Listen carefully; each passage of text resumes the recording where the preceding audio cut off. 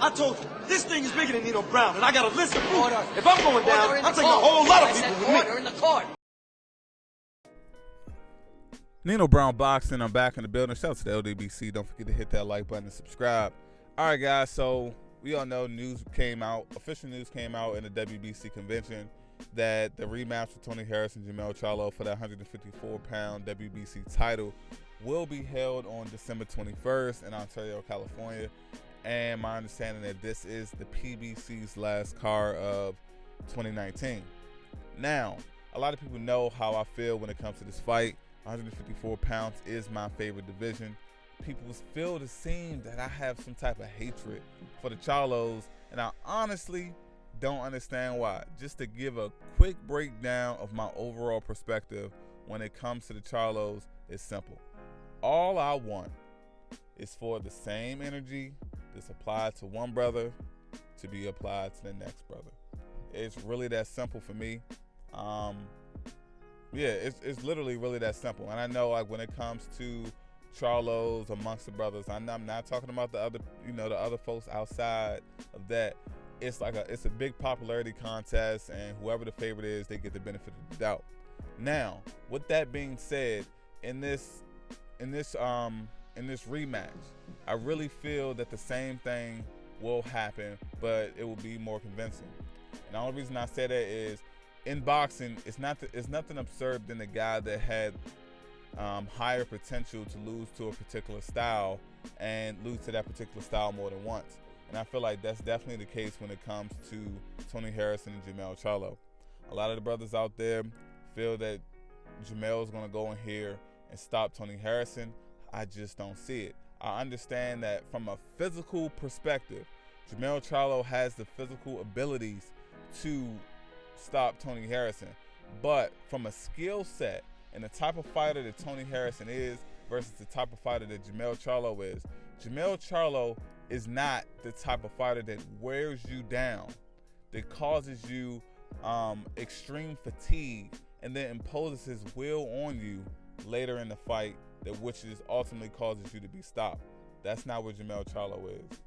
Jermell Charlo is the type of fighter where he wants to use his devastating knockout power to get you out of there with one or two shots. That's what Jermell Charlo does. Tony Harrison is a very disciplined, skilled fighter. Defensively, he's extremely disciplined. And unless Tony Harrison is pressed and he's caused fatigue and he's fading, that's when you catch Tony Harrison, and that's when he falls victim to his chin. Outside of that, Tony Harrison is a very stable and a very consistent fighter, and on top of that, Tony Harrison has the ability to land a more cleaner and effective punches. It's already been proven. That's already been done. Now, I'm not saying that Jermell Charlo doesn't have the boxing abilities, because he definitely does. Before he went with Derek James, his style was more of the outboxer style. So Jermell Charlo definitely has the abilities to box with Tony Harrison. But from a skill set of a boxer, I feel like Tony Harrison is one notch above him. And I feel like, based off what I observe in the consistent performances from Jermell, he hasn't shown me that he can multitask. And when I say multitask, I mean he boxes in spots, very strategic, very tactical boxer. And then when the opportunity presents itself, he rains down hell on his opponents. He gets very emotional in the ring, and I mean, his emotions reflect through his body language and how he responds. And to me, that's Jermell Charlo's biggest detriment. So a lot of people will beg to differ, but that's what history has shown when it comes to Jermell Charlo. And when he's on. Extremely entertaining, extremely effective. But when you're in the ring with an opponent that has a skill set that rivals yours, and he's defensively responsible, and he falls victim to his chin strictly due to fatigue issues. And Tony Harrison is not the type of guy that is going to become fatigued because he's moving around the ring due to a lot of his lateral movement and his defense. He becomes fatigued from being pressed. He's fell victim to that in the Jerry Hurd fight. He fell victim to that in the Willie Nelson fight. Now, if that's the game plan that Derek James has for Jermell Charlo, And if that is executed appropriately, Jermell Charlo should have no problem defeating Tony Harrison. But since I don't believe that's going to be the reality, I don't believe that Jermell Charlo has the ability to stay disciplined to that game plan for that extended period of time.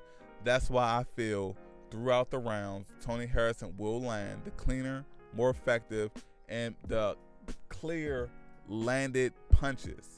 It will be clear.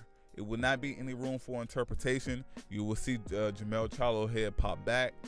But if Jermell Charlo is able to pressure Tony Harrison and he's able to get him fatigued, and that is the thing. He needs to make it a rough and tough fight. Jermell Charlo tries to go in there with a lot of his opponents, and he tries to deliver like a Deontay Wilder knockout reel type of knockout. And ultimately, with this particular opponent, that's not the approach that he should take. He should wear him down, be a lot more physical. I'm sure Jermell has a lot of sparring time with his brother Jermall, the bigger Charlo, a lot of sparring time with Spence. He has to make it a rough and tough fight and physically break him down to the point where he's gasping for air and he blows. Tony Harrison blows his wallet in the fight. So I look at it like this. If Jermell continues to be the same Jermell that he's always been, he'll lose the fight. If Jermell Charlo implements a pressure style, and I'm not talking about head hunting, I'm talking about pure having you on your back foot against the ropes, beating your ass style, not going for the knockout, but just giving your ass an old-fashioned ass whooping, he'll beat Tony Harrison. He'll stop him. But just from a mental, that's not Jermell Charlo's game, and that's why I'm ultimately picking Tony Harrison to win. It's plain and simple. I'm going off of what I have seen. I'm not going off of what I hope to be, I'm not going off of what I hope and what I'm wishing. I'm only going off of what these guys have shown me. Tony Harrison fall victim to being worn down later on in fights, and Jermell Charlo head hunting it's not going to wear him down.